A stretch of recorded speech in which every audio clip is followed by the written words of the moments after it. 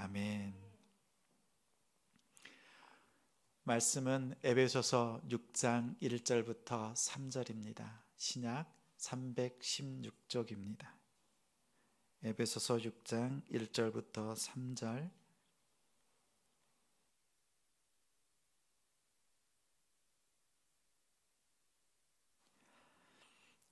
1절 우리 합독하여 드리겠습니다. 자녀들아, 주 안에서 너희 부모에게 순종하라. 이것이 옳으니라. 내 아버지와 어머니를 공경하라. 이것은 약속이 있는 첫 계명이니 이로써 내가 잘되고 땅에서 장수하리라. 왜 순종하고 공경해야 할까? 왜 순종하고 공경해야 할까라는 제목으로 말씀 전하겠습니다. 제자같이, 가정같이, 사도같이 같이 이루는 지성, 하나님을 예배하는 우리 성도님들을 주님의 이름으로 사랑하고 축복합니다. 어제는 어버이날이었습니다. 부모님들께 전화 드리셨어요? 코로나 때문에 또 다녀오는 것이 어려웠지만 마음으로 또 섬기고 또 여러 가지 모양으로 좋은 소식을 나누는 우리 성도님들의 가정을 축복합니다. 어버이날의 유래는 미국에서 시작되었습니다. 버지니아 주에 있는 웹스터라는 교회에서 26년 동안 주일학교를 섬겼던 자비스라고 하는 그 부인의 추도식을 기념하여서 5월 둘째 주일을 어버이날로 지킵니다.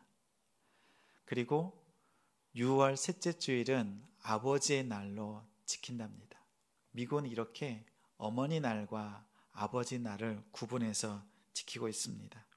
우리나라는 56년 우리 5월 8일 그때를 기점해서 먼저는 어머니 날로 드렸습니다. 지켰습니다. 73년에 이르러서야 어버이날로 이름을 바꾸어서 제정하고 또 그날을 지킵니다. 이날은 어머니뿐만 아니라 또 아버지, 부모, 노인, 어르신들을 공경하기 위해서 그 효행을, 미덕을 강조하기 위해서 이날을 지키고 있습니다. 교회는 5월 둘째 주일을 어버이날로 지킵니다. 우리 남동탄 지성교회는 이름을 조금 바꾸었습니다. 부모 주일로 지킵니다.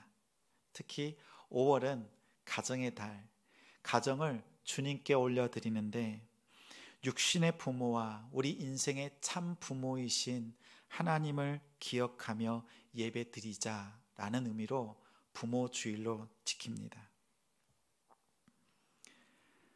6년 전 SNS를 통해서 전해진 시 한 편이 있습니다. 전북도교육청에서 주최한 글쓰기 너도 나도 공모전에 동시 부문에서 최우수상을 받았던 시입니다. 어버이날이 되면 어김없이 이 시가 많은 사람들에게 전해집니다. 올해도 다시 한번 이 시를 읽으면서 많은 감동을 받았습니다. 이 시는 암으로 세상을 떠난 엄마를 그리워하면서 당시 초등학교 6학년이었던 이슬 양이 쓴 한 편의 시입니다. 제목 눈물이 저절로 나는 상, 우덕 초등학교 6학년 1반 이슬. 아무것도 하지 않아도 짜증 섞인 투정에도 어김없이 차려지는 당연하게 생각되는 그런 상.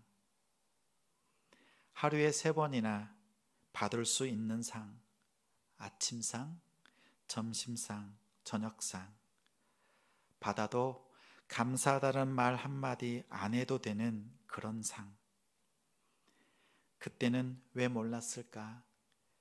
그때는 왜 못 보았을까? 그 상을 내시는 어머니의 주름진 손을.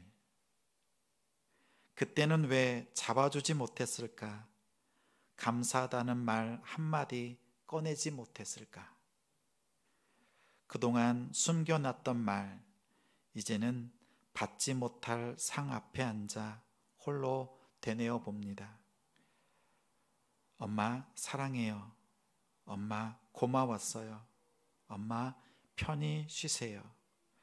세상에서 가장 받고 싶은 상은 엄마 상. 이제 제가 엄마에게 상을 차려 드릴게요. 엄마가 좋아했던 반찬들로만 한가득 담을게요. 하지만 아직도 그리운 엄마의 밥상, 이제 다시 못 받을 세상에서 가장 받고 싶은 울 엄마 상. 부모님께 효도하십시오. 가까이 계실 때의 마음으로, 말과 행동으로 부모님을 섬기십시오. 기독교는 효도의 종교입니다. 출애굽한 이스라엘 백성들이 40년 동안의 광야 생활을 시작할 때 시내산에서 십계명을 주셨습니다. 이제 40년의 광야 생활을 마치고 가나안 땅에 들어갈 때 40년 후에 하나님께서는 다시 한번 십계명을 지키라고 말씀합니다. 이처럼 하나님께서 십계명을 중요하게 생각하셨습니다. 우리가 알듯이 1계명부터 4계명까지는 하나님을 사랑하라, 6계명부터 마지막 10번째 계명까지는 이웃을 사랑하라, 이렇게 율법으로 주셨습니다. 그 중에서 5계명, 이 5계명은 내 부모를 공경하라입니다. 출발할 때 출애굽기 20장에, 그리고 가나안 땅에 들어갈 때 신명기 5장의 말씀입니다. 우리 말씀 함께 읽겠습니다. 20절, 내 부모를 공경하라. 그리하면 내 하나님 여호와가 내게 준 땅에서 내 생명이 길리라. 신명기 5장, 너는 내 하나님 여호와께서 명령한 대로 내 부모를 공경하라.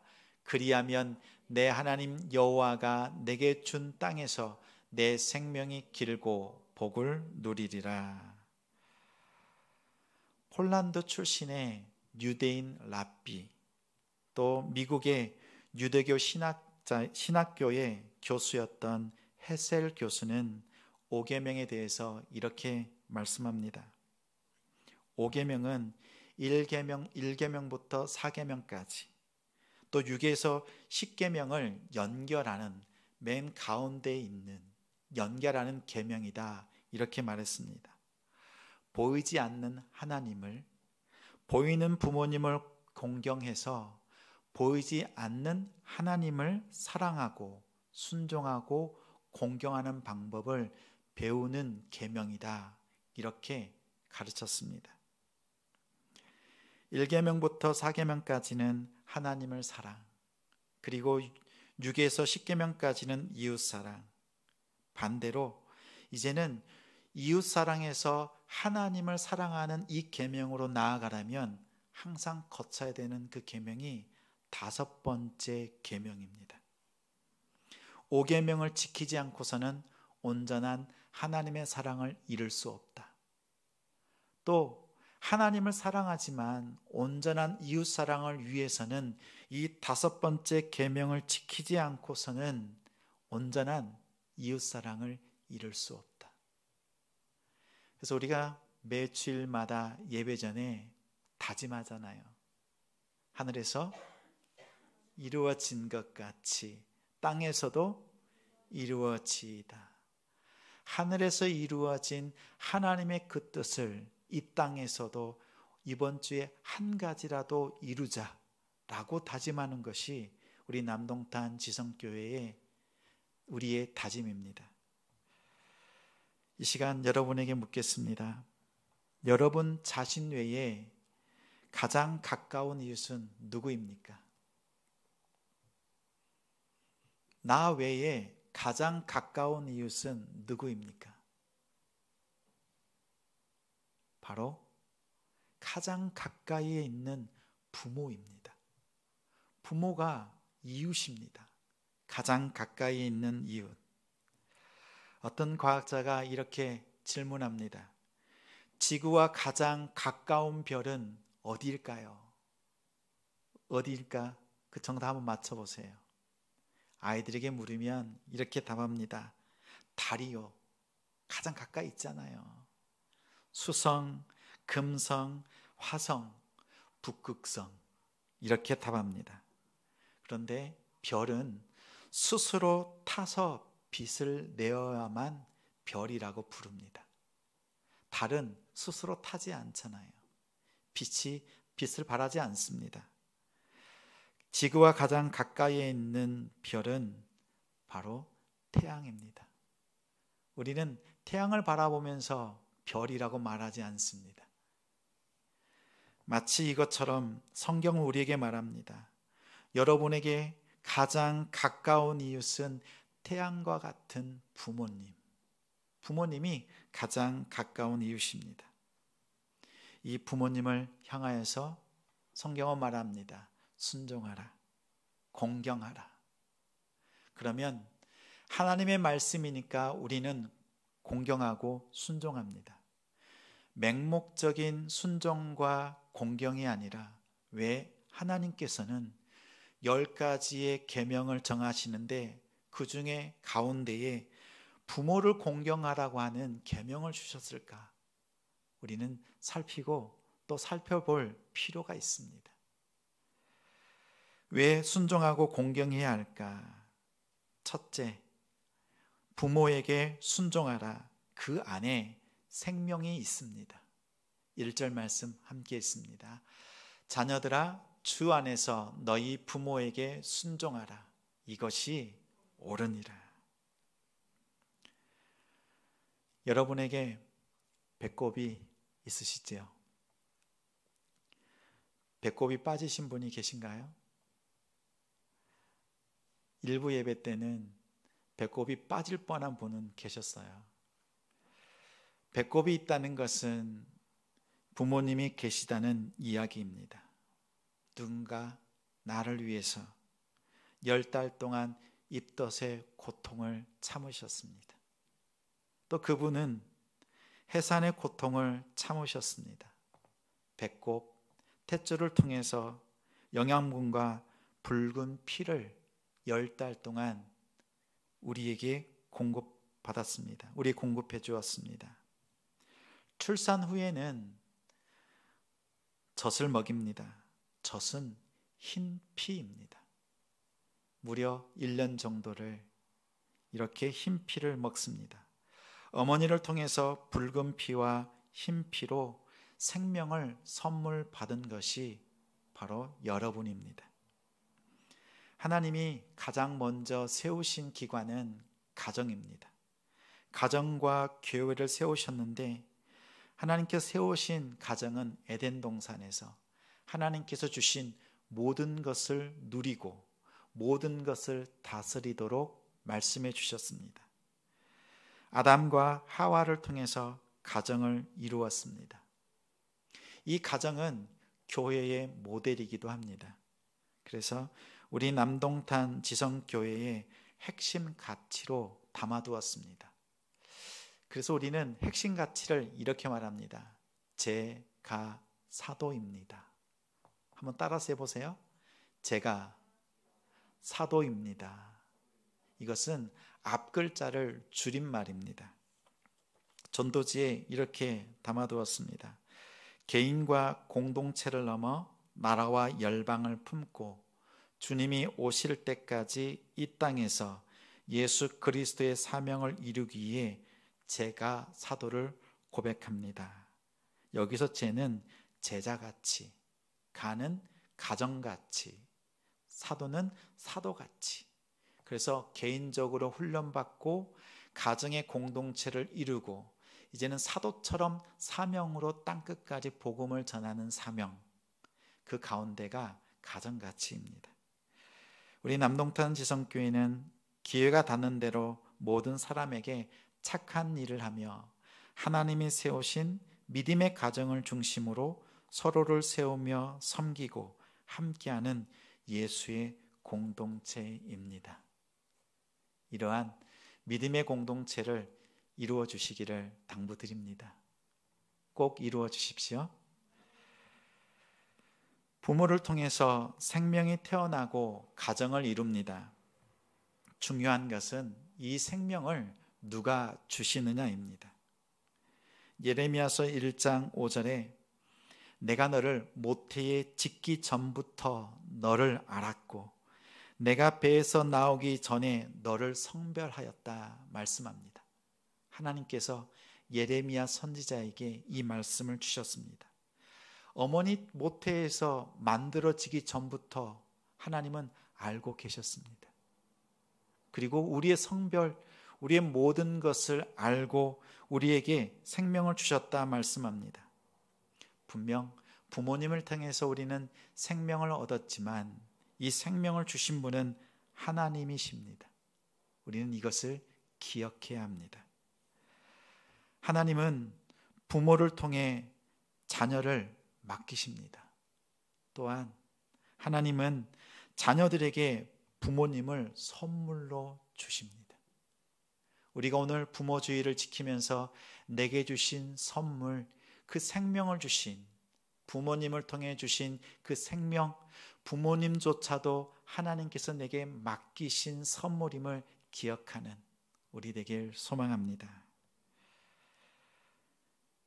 아버지에 대한 부끄러운 고백이 있습니다. 저는 어버이날이 되면 30년 전에 그때의 일이 생각이 납니다. 그때는 아버지가 너무 미웠습니다. 미워도 그렇게 미울 수 없었습니다. 한 가족의 가장으로서 아내와 자녀들은 물론 자신 몸 하나도 살피지 않는 그런 가장이었습니다. 알코올 중독자였고 매일같이 술에 찌든 삶을 살았습니다. 그런 상황에서 어머니는 삼형제를 키우셨습니다. 안 해본 일이 없습니다. 화장품, 장사, 생선, 호떡, 그 갖은 많은 일들을 하셨습니다. 거의 매일 저녁 9시, 10시 그리고 오실 때까지 기다리다가 지쳐 잠든 날이 한두 날이 아닙니다. 그렇게 힘든 시간을 보냈습니다. 그러던 어느 날 고등학교 1학년 때 그때만 해도 학교 선생님이 가정 방문을 했습니다. 그 가정 방문을 받으셨으면 옛날 사람이세요. 가정 방문을 받는 날입니다. 선생님보다 먼저 일찍 집에 도착했습니다. 어머니는 일 나가시고 아버지는 평소와 같이 술에 만취되어서 주무시고 계셨습니다. 그런 아버지의 모습이 너무나 부끄러웠습니다. 얼른 술 취해 있는 아버지를 깨워서 다락방으로 올라가게 하였습니다. 아버지를 숨겼습니다.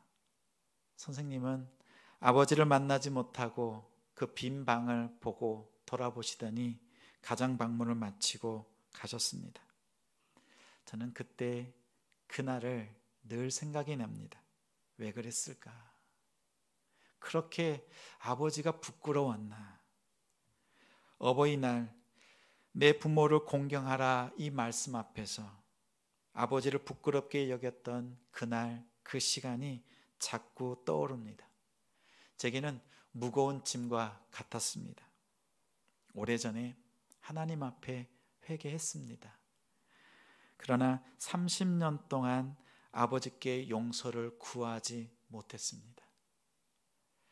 작년 2월에 하나님께서 아버지를 불러가시기 전에 이 일을 고백하고 용서를 구했습니다. 그랬더니 아버지께서 말씀합니다. 오히려 내가 미안하다. 이 말씀에 마음이 먹먹했습니다. 아버지가 자녀를 위해서 아무것도 해주신 것이 없다고 그렇게 생각했습니다. 제게 생명 주신 것만으로도 아버지의 역할을 충분히 다하셨다는 것을 깨달았습니다. 생명을 주신 부모님께 순종하는 것은 하나님께 순종하는 것입니다.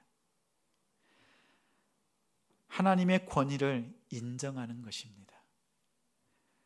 부모님의 공경을 통해서 생명 주신 하나님의 사랑, 하나님을 만나십시오.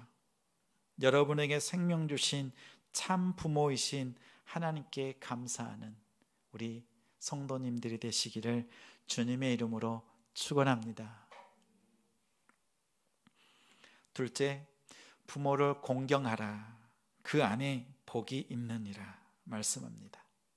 에베소서 6장 2절 3절 함께 읽습니다. 내 아버지와 어머니를 공경하라. 이것은 약속 있는 첫 계명이니 이로써 내가 잘되고 땅에서 장수하리라.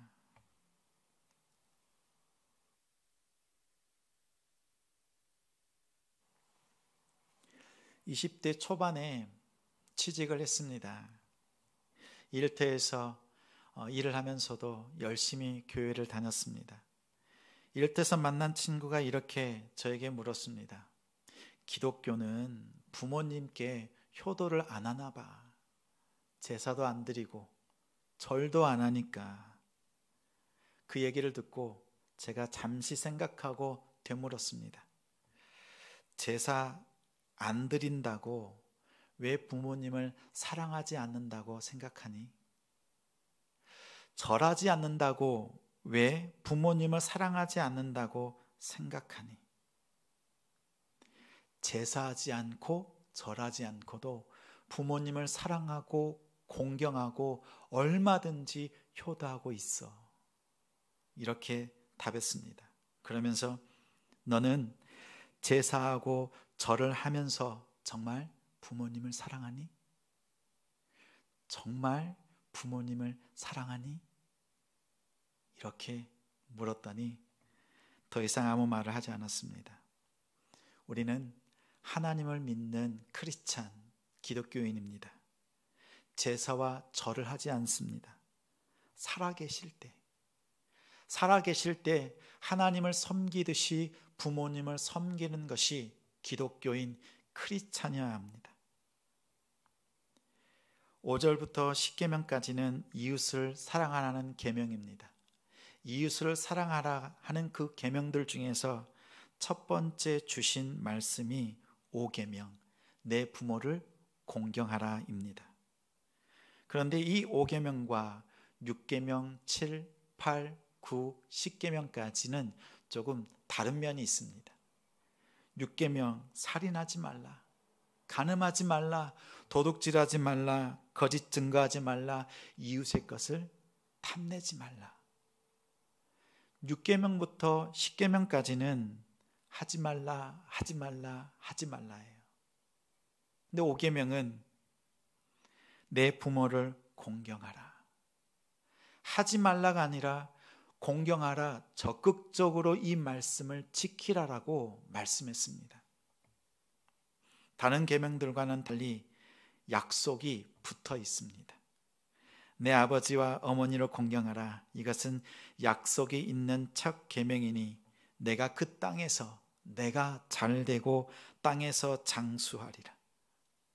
이 계명을 지키면 하나님께서 복에 복을 더해 주십니다.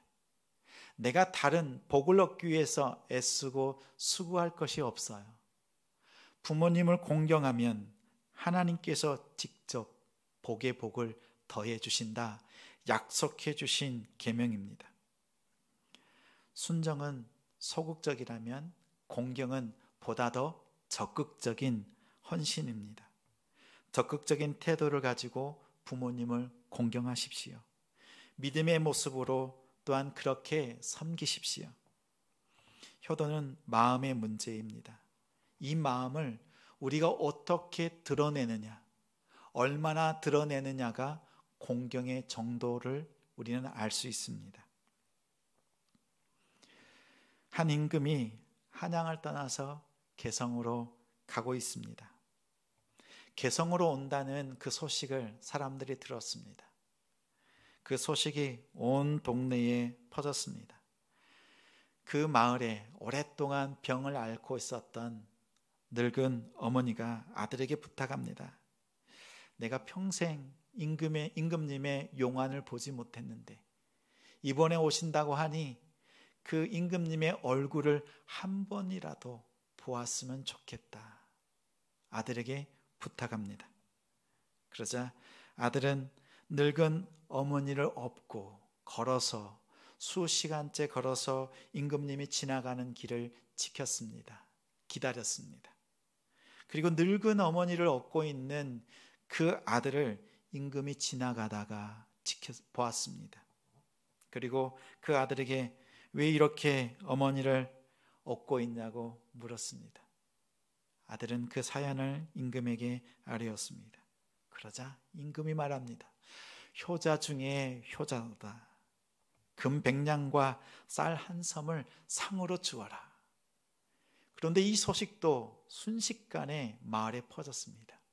그 마을에는 부모님에게 불효하기로 소문난 불효자가 있었습니다. 그에게도 이 소식이 들어갔습니다. 그러자 어머니를 들쳐업고 임금이 지나가는 그 길목으로 불효하게 달려왔습니다. 이 모습을 마을에 있었던 사람들이 다 보았지요. 그리고 말합니다. 임금님, 저놈은 불효자입니다. 자기 상 받으려고 어머니를 등에 업고 강제로 어머니를 업고 나왔습니다. 상이 아니라 뭘 줘야 합니까? 벌을 주어야 합니다. 이렇게 말했습니다.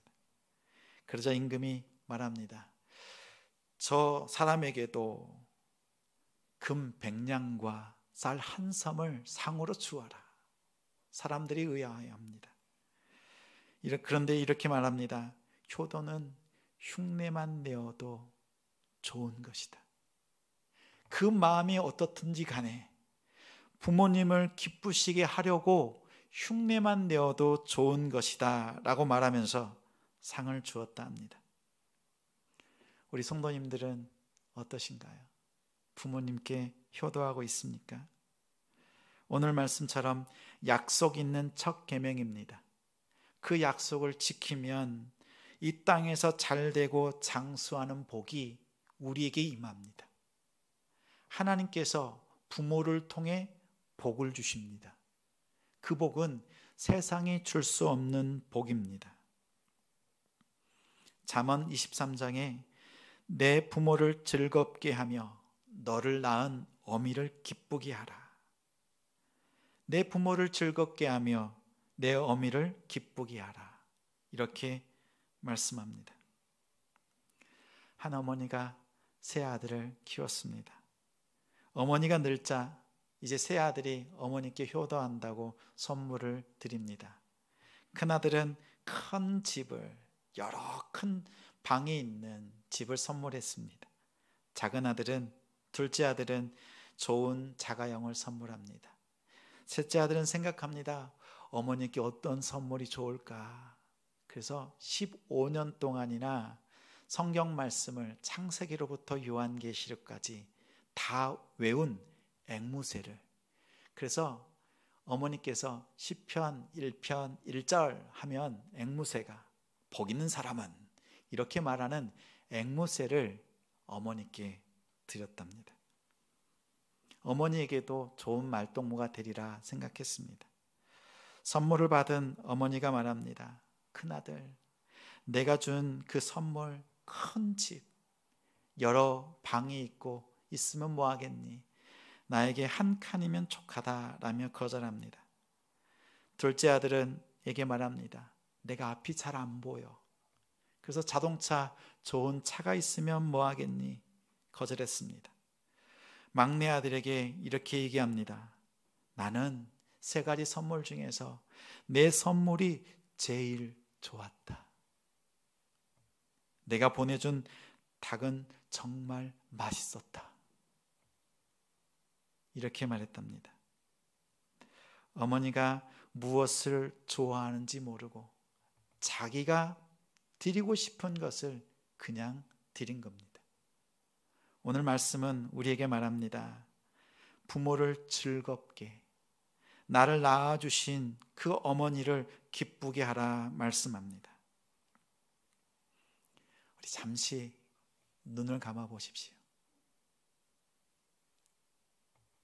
언제 부모님을 즐겁게 해드렸습니까? 언제 부모님을 기쁘게 해드린 적이 언제입니까? 내가 하고 싶은 대로 효도하는 것, 부모님께서 원하시는 것이 무엇인지 알고 계십니까? 이 시간 눈을 감은 채 잠시 묵상하십시오. 이번 한 주 동안에 부모님을 어떻게 기쁘시게 드릴지 생각하십시오. 무엇으로 기쁘게 할지 다짐하십시오. 살피십시오. 부모님이 우리 성도님들에게 원하는 것이 그렇게 힘들고 어려운 것이었습니까?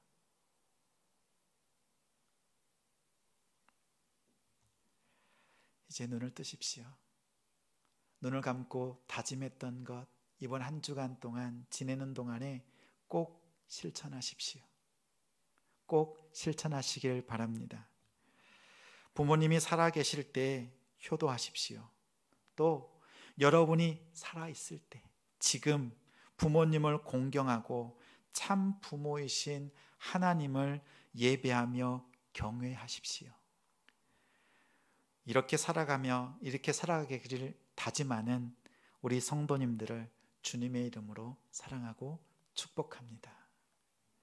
말씀을 맺겠습니다. 우리가 왜 부모님께 순종하고 공경해야 할까? 그 안에 생명이 있습니다. 부모님께 순종할 때 하나님이 주시는 영원한 생명을 우리는 누립니다. 그 안에 복이 있습니다. 부모님을 공경할 때 우리는 하나님이 주시는 복을 누립니다. 이 땅에서 장수하고 이 땅에서 풍족한 삶을 누릴 수 있습니다. 십계명을 돌판이 아니라 마음판에 새겨주시는 성령 하나님의 역사에 순종하는 한 주간이 되기를 주님의 이름으로 축원합니다. 우리 이 시간 함께